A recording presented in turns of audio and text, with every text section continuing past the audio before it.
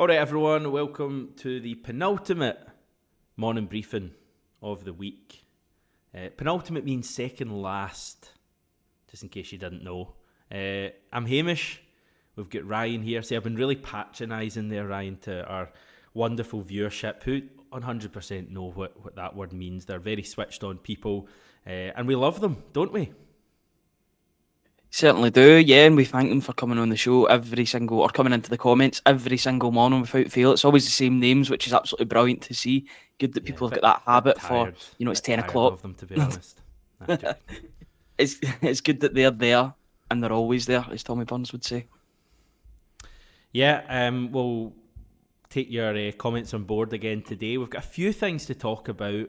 Obviously, I think we'll mention Celtic v Hearts, a pretty big game coming up now in just over 2 days' time. There's a couple of other stories as well I want to get Ryan's thoughts on and your thoughts as well. So, yeah, great to have you with us on this fine Thursday. What's the weather like in Scotland, Ryan? It's good. It's actually quite sunny at the moment. Yeah, it was really sunny yesterday. It was shorts on weather, although it doesn't take me too much to wear shorts, to be honest, but it was definitely shorts weather for the average Scot. Yeah, it was really, really nice. It seems it's taken a turn for the better. I'm sure a lot of people would agree with me. The sun is shining, a bit of cloud in the sky, but it's all good. At least it's not raining. Wombat saying it's 7 p.m. in Brisbane.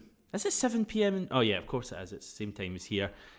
Certainly be nice and warm in Brisbane. I'm saying Wombat, a bit warmer than Melbourne. Certainly a bit warmer than where else in Scotland. Right, okay, without further ado, big thanks to our sponsors MPH Boilers and Weissman for sponsoring this video. As you know, Weissman are a global leader in the boiler industry, and they've teamed up with MPH, who are Scotland's very own award-winning installation team. So they've teamed up, and when you choose a Weissman boiler that's installed by MPH, you'll also get a free internet controller and your first year service free, a full year service free. So check them out, MPH Boilers and Weissman. Links will be in the description. Still get this going, Ryan? Certainly do, yeah. 6 months of access for £1 plus a Kyogo Furuhashi A3 print from Made by Frankie. Had a great uptake on this recently, over the past couple of weeks or so. We hit a target and we're going from strength to strength in terms of subscribers. Welcome to all the new subscribers that have joined the website. We really do appreciate their company. www.celticway.co.uk/subscribe. £1 will get you going until, I think it's till the start of November now. So if you're sorted for 6 months. Celtic will be well into their European campaign by then, whether it's in the Champions League or Europa League. They'll be in that Swiss League model. Plenty to talk about next season, but got to do the business this season first. But www.celticway.co.uk/subscribe if you want to get involved. Thanks to everybody that's done so far. Indeed. Right, where do you want to start? Shall we start with a topic that everyone loves, VAR? We'll see how long we spend in this. I'm not keen to spend too long on it, because I feel like we do it a fair bit, and I don't know about you, Ryan, but I just find it entirely and totally tiresome at this stage. I mean, is there a more tiresome topic than VAR in Scottish football? Artificial pitches, maybe? I don't know. Yeah, any other ones? VAR in Scottish football, if you caveat it, because if you watched the game last night between Dortmund and PSG, I'm not sure if you did, but no. There was little to no intervention from VAR whatsoever. The Champions League version of VAR is a lot better than the one that Scotland have got at the moment, probably better than the one the Premier League have got too. I seen yesterday that they're going to be implementing the referees using the PA system in England to clarify their decisions and tell the spectators in the ground what decision they've come to, which I think is needed. I think that's been needed since the start. Where's that happening? Sorry? It's happening. I think it's getting implemented at the start of next season. It was Howard Webb that was talking about it. The reason I say that, obviously you won't have seen this, but there's some pretty big games here. It's the kind of end of season championships in the A-League. It's a Melbourne derby on Sunday night, and they've actually announced that they're going to be doing that for the games here. So the referee, I think it was the Women's World Cup, which was also in Australia and New Zealand. When the referees came to a decision with VAR, they announced it to the stadium. So they're going to be doing that this weekend, and I'll be at the Melbourne derby working on Sunday. So I'll let you know if that makes any sort of a difference. But it's interesting they're looking at it in England as well. Yeah, it's something that gets used specifically in American sports like the NFL, the NBA, the American football and basketball, obviously. But if there's an on-field review or a flag or whatever, they'll come to this, and they've always got the mics on so you can hear what they're saying. I think it just gives people peace of mind as to what the decision is. You can still be annoyed with the decision, but at least you'll know what it is from the referee's mouth, which I think would be a welcome change. I'm glad to see it getting implemented down south, and you're hoping that eventually that can be the case up north here. These things take a while to happen, but you'd be hoping for, maybe the season after next that to be brought into the game. I think it would go a long way to stopping that, that stop-start the way it is in the ground at the moment. I think when you're in the stands and you're wondering what a decision is and you've got no idea what's going on, there seems to be a bit of a delay, and it's the fans that are in the stadium that are, at the expense of these decisions, because they don't have any idea what's going on apart from a screen that's sometimes delayed in coming up with what's actually happening in the game. So yeah, I'm all for it. I think that's a positive move, and I'm hoping that gets brought into Scottish football as soon as possible. Yeah, I agree. I think, stuff like that would be a forward step. Anything to kind of make supporters' experience of VAR better and to enlighten supporters more, I think is a positive. Robert saying VAR, move on, and Jesus saying VAR is boring. Point taken. Just very quickly then, let me just tell you about this, because you may not have heard about it. Basically, yesterday, the SFA have announced a verdict of an independent panel, which is made up of, I think, 3 people, an ex-player, an ex-manager and an ex-coach. We don't know who these people are, but basically they've taken a look at some controversial VAR decisions that have been made in recent months, and they've offered a verdict, and they've come to the conclusion that referees and indeed VAR officials have made 10 incorrect key decisions in the recent period. That takes the total for this season up to 26 incorrect decisions. The SFA say that 90.3% of on-field decisions are considered correct, higher than I thought it would be. That goes up to 97.8% for decisions that have included an intervention from VAR, so they seem pretty high numbers. Interestingly, 2 of the 10 decisions that have been announced yesterday happened in the first half of our loss at Tynecastle. Unsurprisingly, probably the independent panel has come to the verdict that the penalty we got, so the one for the challenge from Cochrane on Yang, was an incorrect decision. Interesting. And also the penalty given against us for the Iwata handball was an incorrect decision. However, the Yang red card was deemed the correct decision. Obviously, this doesn't actually mean anything. It doesn't change the result or anything like that.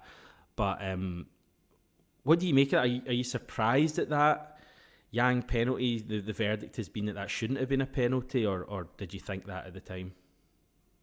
I've got to be honest, I thought it was a penalty at the time, and with every chance that I had to go back and watch the incident, I thought it was less and less of a penalty. There's hardly any contact from Cochrane on Yang. That was actually turning into quite a good battle before Yang got himself sent on. I've not really got an issue with Yang being sent off for that. His foot's in a really awkward position, and it's one of those ones where you give the referee a decision to make with your foot up that high. He does connect with Cochrane, and I wasn't that. When it happened, I was like, Yang's in a bit of bother here, especially with VAR. They'll look at that, and that could be potentially a red card. The Iwata one was quite clearly not a penalty from the moment it happened. How that was allowed to stand, there was allowed to be intervention from VAR. The fact is, the referee didn't give it at the time. It was actually brought back to VAR, and then it was given. So they intervened in the wrong way to give a wrong decision, which is, inexcusable. And I think Celtic would have lost that game anyway, to be honest, the way it was going.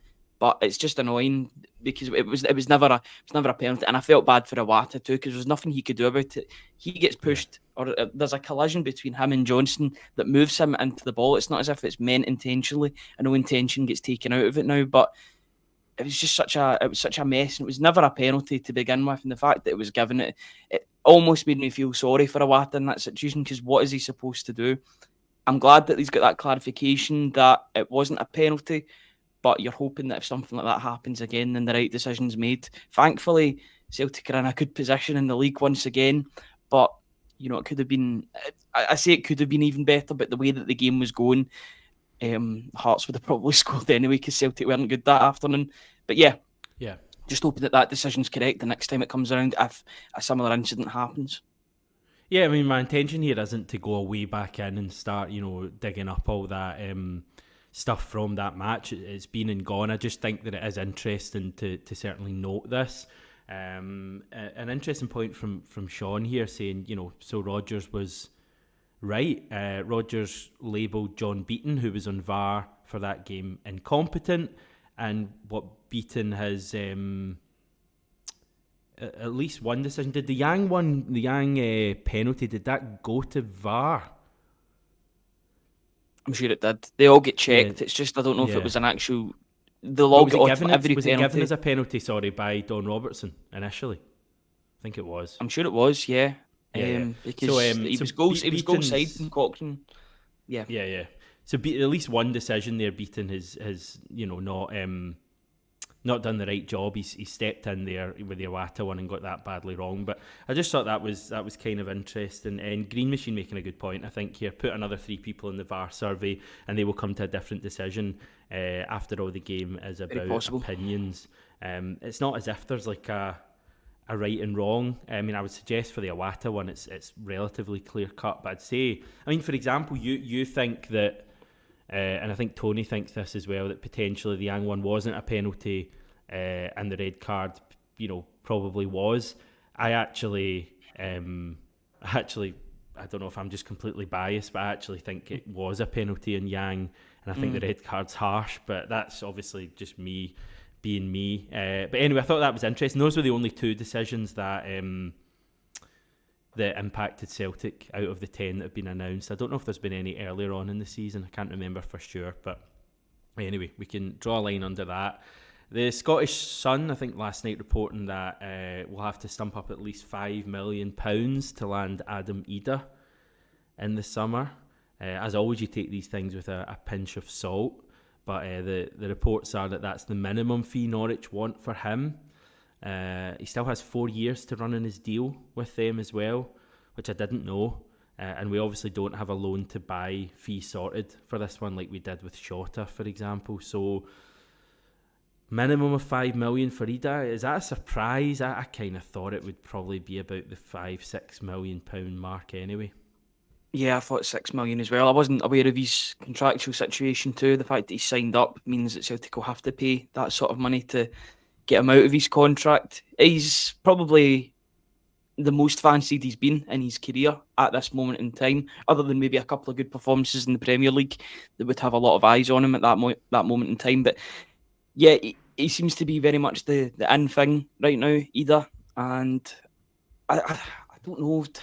I'm in 2 minds because I'd quite like to see Miovski at the club. I've made no secret of the fact that I would like to see Miovski. I don't know about right now because their records are quite similar in the same amount of time that they've played. Idah's made a big impact off the bench in games.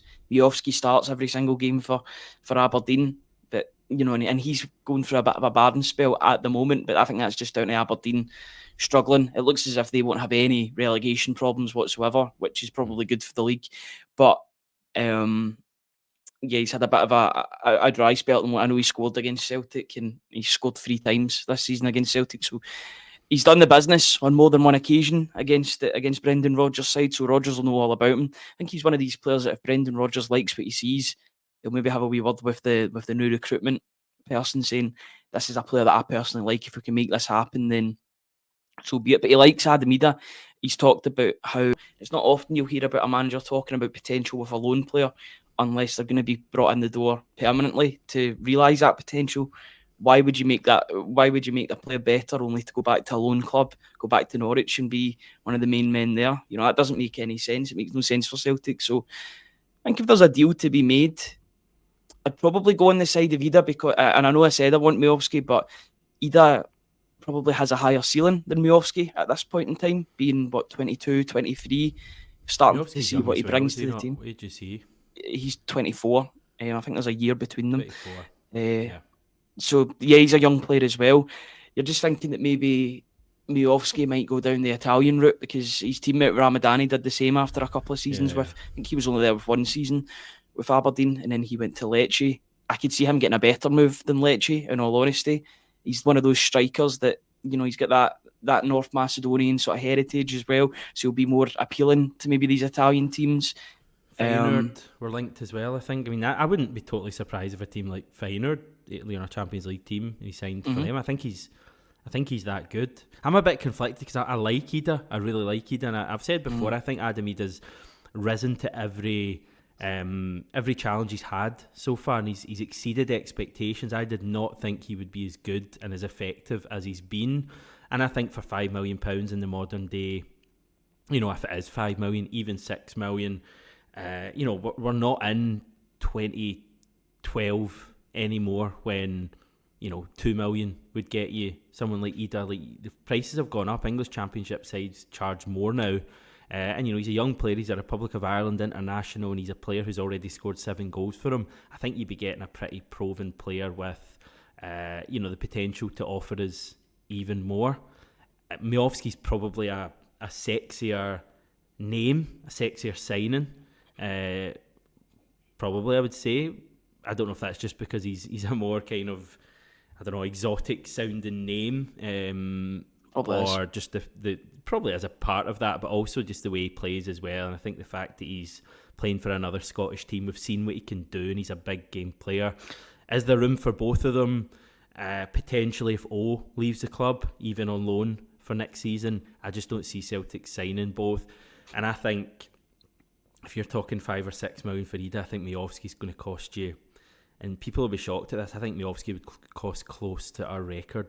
I think he'd cost close to 8, 9, 10 million pounds. Aberdeen will demand that. He's got 2 years remaining in his contract. Remember when they wanted to sell Scott McKenna? I'm sure we were linked, and they offered them to us for like a ridiculous price. I think it might have been 10 million. They'll do similar with Miovski, I'm sure. So if people think we're going to sign Miovski for 3 million, dream on. Yeah, and they're quite right to do so, because there's so many people that will moan about players, about Scottish teams not using their players as box office attractions, as big as hot property. Usually they'll undersell these players, so they're well within their rights to have their price. It's whether or not teams come in and pay that money for the player or not. Every player's got a price, and every player's got a price that teams are willing to pay. So it'll be interesting to see if that is the case, if he does move maybe to Italy or Germany or Holland, as you were saying, in the Netherlands, or he makes that move. I'd quite like to see him at Celtic. I think Celtic will sign a towering striker in the summer, whether or not he does kind of in between that and a nippy striker. He's a bit of a hybrid. I'd maybe like someone just a bit taller, to be that target man that Celtic need in games where sometimes it won't work for Kyogo in every game, and I think you need that second option. Idah has been a good option in the middle between a big striker and a nippy striker, but I'd like a proper target man, not to go full, I don't know, full old school football, but sometimes you need a battering ram to make things happen. Giakoumakis was the last one. He done a good job. I still think that Celtic will be in for Kvistgaarden in the summer from Brøndby. I know there's been quite a bit of talk in the comments. I just wonder, and I've made this point previously, I wonder if there's a gentleman's agreement between the two sides that, right, we didn't sell him in January because Brøndby were in a title race. Now that it's the summer and both teams will be in a better place to take the player, then I wonder if there's a deal that will be made. He seems very much to be in the Rodgers mould of player. He scores, but he also makes assists as well. He's a very busy player. He's that hybrid once again, but I could definitely see that happen. And he's at the perfect age, the perfect sort of profile as well. He's one of the best players in that league, so I could see that one happening for sure. But I'd like to see Celtic buy a big imposing striker as well as that, because I think O will be gone, so you need somebody to replace him in that sort of mould, and a target man could do that, in my opinion. I've spoken about this before, so I won't, labour the point, but O on loan next season. Don't sell O permanently. There's still something there. It's too early. Put him out on loan to a Scottish team next season and just find out a bit more about him. Stephen saying Aberdeen. Nonsense Hamish. Yeah, well, potentially. Nonsense Hamish. I'd honestly give them 6-7 million in O. Nonsense Hamish, they won't get that. It's Aberdeen, they don't rate our game. 5 million tops. Stephen, I know it seems ridiculous. Aberdeen sold Calvin Ramsey to Liverpool the summer before last. Do you know how much Calvin Ramsey went for? This is a guy who had barely played for Aberdeen. Was it not 7-8 million? It was 6.5 million, and I think it was rising to even more than that. And they got that for a player who had basically played a season, if that. Miovski's done far more and is still young at 24, isn't he? So I'm telling you, Miovski will go for big, big money that might surprise people. It might actually be more than we can spend. The days of Celtic being able to buy the best players at other teams, they're not over, but those days are kind of not as frequent. The days when, I'm trying to think, Scott Brown these days, if he was flying at Hibs, would be going for 4.5 to us. He'd be worth 10 million, Scott Brown at least, and he'd probably go to Italy these days, or he'd go down to England rather than come to us. And there's been so many more, Scott McDonald and Gary Caldwell, slightly different example, but you get the gist. I'll go through a few comments here because I feel I am talking a lot, and a lot of it isn't good stuff, people would probably say. This is just a kind of example of the different opinions. Welsh Paul saying 5 million is a snip for Idah. He has been the impetus this season, a vital spark. I agree with the vital spark, yeah, absolutely. Yeah. 5 million isn't a snip to be snipped at, I don't think. I think 5 million is still a decent outlay for a player, and something that Celtic have not been doing in recent. I think the sort of cut off at the moment is about 4 million, and then there's 4 million, and then there'll maybe, sorry? The money's there. See, I've never understood, why as fans do we care? It's not coming out of our back pockets. Why do you care if it's 5 million, 7 million, 9 million? The money's there. You know what I mean? It's not as if I know, I totally agree. I know I just signed Miovski for 10 then. Let's go for that. Stephen saying, I wouldn't be surprised if Celtic sold Kyogo in the summer, so Miovski and Idah could potentially end up at Celtic. Don't say that, Stephen. Don't say that. I'm not ready for Kyogo to leave. I hadn't even thought of that as a possibility.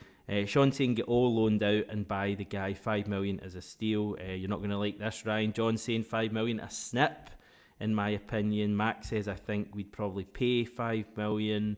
And Stephen saying, a third choice striker from the Championship, not for me, I'm afraid. Seamus says, get him signed, he'll only get better. Plunge saying, is Idah going to accept sitting on the bench as Kyogo-Ofsky? What is going on? Why are we trying to sell Kyogo summer, or even put the thought of that into people's minds? I guess, on the first point, if a player's going to come while Kyogo's there, two things. They're coming in and knowing that Kyogo's there, so they're going to start as second choice unless they're the best striker in Europe. But also they're going to back themselves. They're going to back themselves to be amazing. Footballers back themselves to be amazing and, become the first choice. I guarantee that's how Adam Idah's not thinking at the moment, all right, that's fine, I'll just get 30 minutes, here and there. He's thinking, I'm going to come on, and when I come on, I'm going to score goals, and I'm going to become the main striker. I'm going to become the Kyogo at Celtic. So Stephen's saying Miovski would start more games than Idah. Pete saying, would we provide Miovski with the kind of service he thrives on, long balls over the top of the defence? Surely that's not our game. I've not seen enough of Miovski to actually know, or enough of Aberdeen to actually know how they play. Certainly the goals I can remember Miovski scoring have been him in behind, like the Cup semi and the one he scored against Rangers at Ibrox, and the one he scored earlier on in the season, at the start of the season against us at Pittodrie, was quite a Kyogo goal actually. And Blake saying, just to reiterate, that Idah was the third striker at a Championship club. He's doing well at Celtic, but 5 or 6 million is a tad cheeky. So it's a wide range of views, Ryan. See with that though, I would turn not to turn that point against the person that's making the comment, but how much is Mikey Johnson going to go for in the summer? And he's Celtic's 4th or 5th choice. He's off a bit, hasn't he? He has, but a lot of eyes will be on him in the playoffs. I think West Brom have secured a playoff spot, so he'll have those games to make a name for himself. either way, he's shown more than enough that I think a couple of teams would want to maybe take a punt on him, especially in the Championship. Might play in the Premier League if West Brom go up, and then a permanent deal is made. Maybe that can increase the fee that would get made. I think that's a good one in which Celtic haven't agreed an option to buy on the player, because then they can decide what the fee will be, judging on how well he does over the next couple of games. Could be one that you could even, I mean, I don't know what Norwich are looking like for wingers at the moment. Not to add players to deals or player exchanges, etc., but I don't know. It would maybe be a good fit if Mikey Johnson was to go to Norwich. Idah then goes the other way. Maybe imagine flipping it. Imagine Norwich have some player away on loan at another club in England, and they go, "Oh, why don't we throw Adam Idah in there?" That's what you've just done to West Brom. You've just taken away one of their star players and given them to Norwich. Yeah, this is why I'm not. Nah, unfortunately not. I'm only eyes for Celtic, unfortunately, or fortunately, depending on what way you see it. But yeah, I'm delighted to see Mikey Johnson do well on loan. It's sad that he's tailed off quite a bit, but the playoffs are a big incentive for him. You know, a lot of people watch the playoffs, including myself. I don't really tune into the Championship, but when it comes to the playoffs, always feels like a bigger deal. So I'll definitely be tuning in and watching him. Yeah, an extra reason to watch this time. Right, we've not even touched on Hearts this weekend. You've had a wee day off yesterday. We're at Thursday now, as I say. We're only a couple of days away from the big one, and things have been really quiet. I don't know if you found this. It's just been a really quiet week, news-wise. I don't know, people just readying themselves for the big weekend. I guess tomorrow it's going to all start again. We'll have the press conferences in the afternoon, and should find out about Dies and Idah, for example, maybe a bit on Callum McGregor, although probably not. And then Saturday we're into a huge one. Rangers can wait. They play on Sunday. It's all about us on Saturday and trying to go 6 points clear, but it's not going to be easy. No, definitely not. And I like the fact that it's quiet at the moment, because I think that Celtic are concentrated. You're not really hearing too much from their side of things. I think they're locked in. They understand what's going to be required of them on Saturday. They know what atmosphere they're going to be coming to on Saturday. It is going to be absolutely raucous. I think you'll see the difference. It'll be good. It was raucous. You think it'll be actually rocking? Yeah, I think it will be. I think these games take care of themselves. There's a bit of a mini rivalry between Celtic and Hearts, not to the same extent as Celtic and Rangers, but there's definitely a rivalry between the two sides, even more so down to the fact that Hearts have beat Celtic twice this season.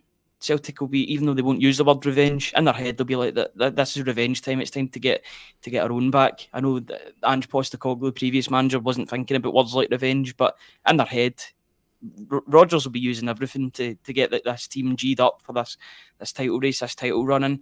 I'm just really looking forward to Saturday. It feels like a hot ticket going to Celtic Park on Saturday, and these are the games that you look forward to. Always look forward to Celtic Hearts, even more so at home, even more so the fact that Celtic are so close to reclaiming their title. They need to do their job. They need to just continue to win games, but with 60,000 fans, or just under 60,000, I think there'll be a sizable Hearts support as well. They'll be celebrating basically achieving European football. Third place is all but achieved, but for them, it's actually quite good that Hearts still have something to play for as well. Even though third is more or less secured, they still need a couple of points in order to do so. I'd much rather that, because then I think it'll make it a better game for both sides. Celtic need that sort of dress rehearsal as well for next week against Rangers, and the best way to do that is with a fit and firing Hearts team. I think if Hearts come out and Celtic come out, it could be one hell of a game, and may the best team win on Saturday.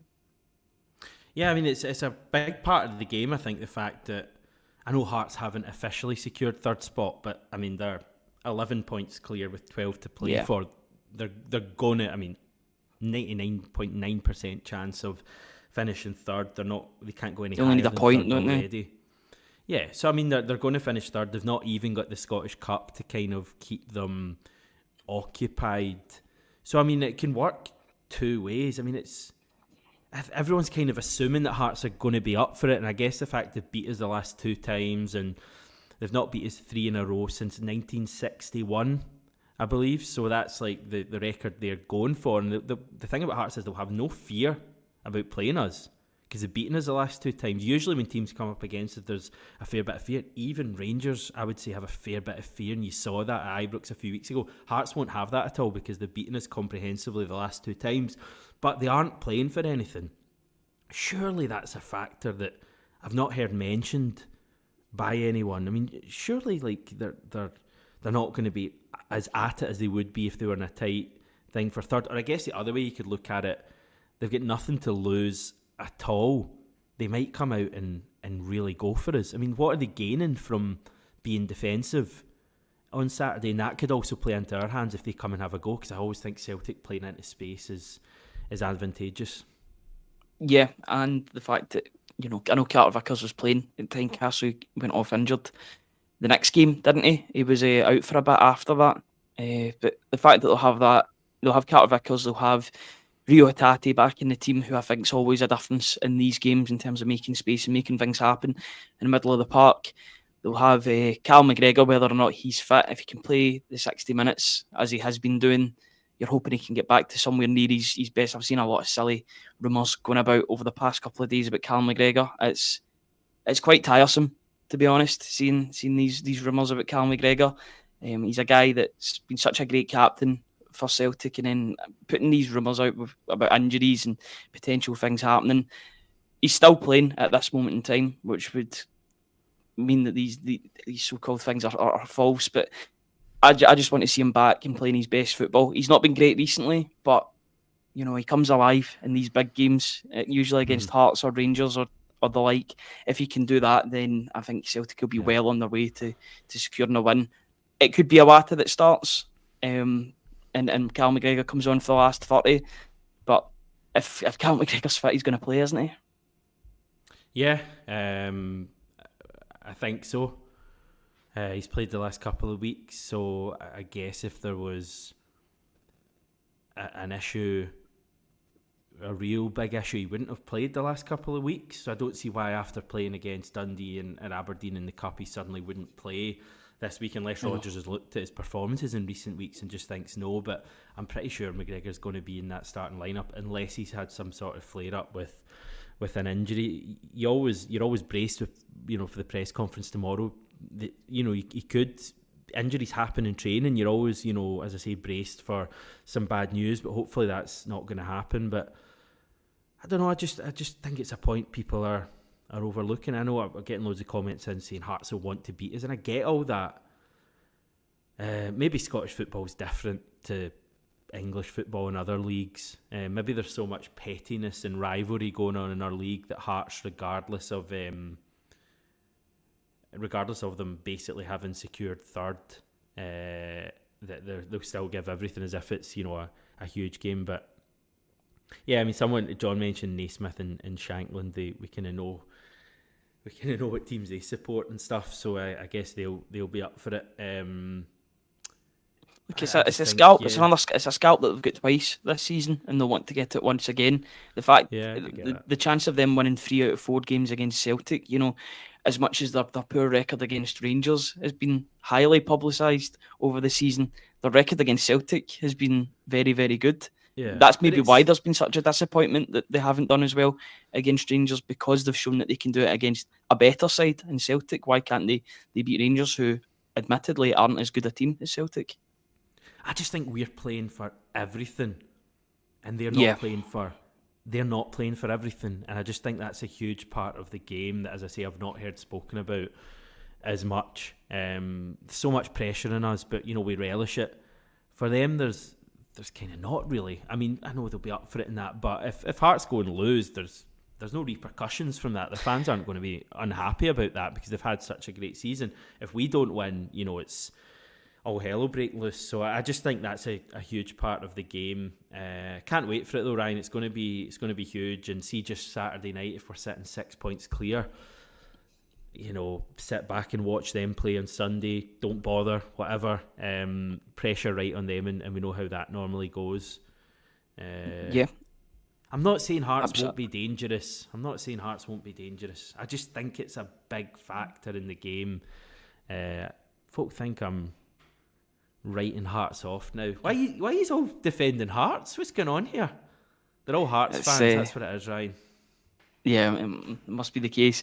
I'm just looking forward to Saturday. Saturday's going to be good, and I hope that Celtic channel that energy that's going to be evident in the stands and in the support, because a lot of people are hungry for this game. You can feel it already, even though it's quiet just now.